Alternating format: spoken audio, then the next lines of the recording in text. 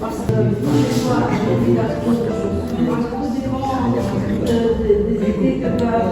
poubelle. C'est comme en cuisine en fait, ça ressemble beaucoup à la cuisine. Ouais. Alors ici on a les émaux. En fait, c'est une vidéo. C'est de l'émail, en fait c'est de la poudre qu'on mélange à l'eau. Et en fait, ça ne paye pas de mine ici, mais c'est très rare, quoi.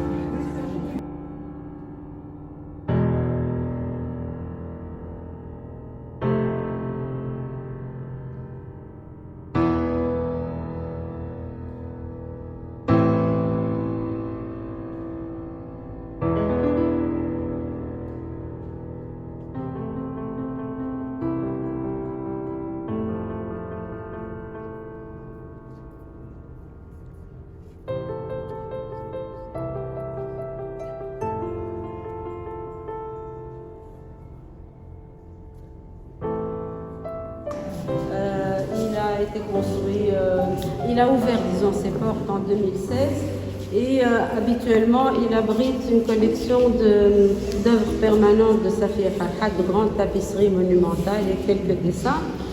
Et sinon, une fois par an, jusque-là, on organise une expo temporaire, une expo collective. Donc cette année, l'expo que vous allez voir ici, en général ce sont des expos à thème. On demande à des artistes de travailler sur un thème et après on expose avec un catalogue. Et donc l'expo de cette année est placée sous le signe de l'incertitude, vivre et créer dans l'incertitude, parce qu'en rapport avec ce qu'on a vécu, les conditions de la pandémie, en fait on ne savait pas comment s'orienter, ni dans le temps ni dans l'espace, et donc ils ont travaillé sur ce thème-là, vivre et créer dans l'incertitude. On a fait un catalogue si vous voulez. Sinon, on a aussi d'autres activités dans ce lieu.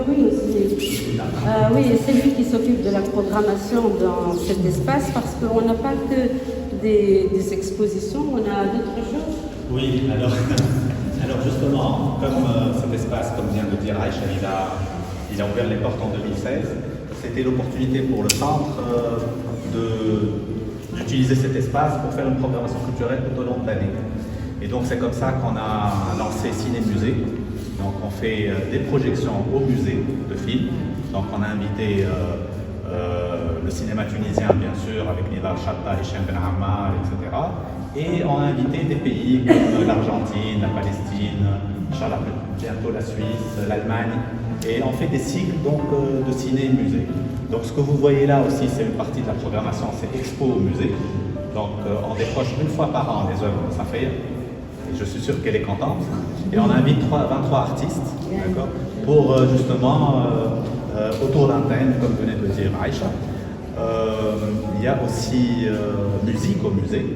Donc on a invité des groupes qui débutent, mais qui font de la musique de qualité, et aussi de la musique à thème. Et donc on organise musique au musée. Donc c'est un peu pour que les gens soient dans l'art avec l'art. Et donc c'est une façon aussi pour se voir et pour un peu rayonner dans notre localité et dans le pays aussi. Voilà.